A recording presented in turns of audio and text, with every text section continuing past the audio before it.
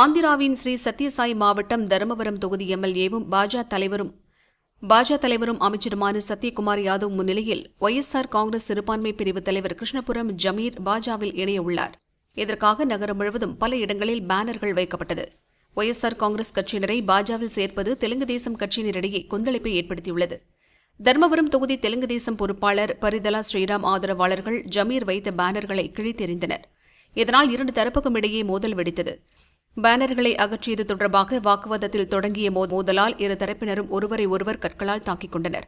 2 கார்கள் 3 பைக்குகளை அடித்து உடைத்தனர். போலீசார் நீண்ட போராட்டத்திற்கு பின் அவர்களை அமைதிப்படுத்தி கலைத்தனர். காயமடைந்தவர்களை மீட்டு மருத்துவமனைக்கு அனுப்பி வைத்தனர். பதட்டம் நிலவுவதால் தருமபுரம் நகரத்தை போலீசார் தங்கள் கட்டுப்பாட்டில் கொண்டு வந்தனர். முன்னெச்சரிக்கை நடவடிக்கையாக கடைகள் மூடப்பட்டன. போலீசார் அங்கு தொடர் கண்காணிப்பில் ஈடுபட்டுள்ளனர்.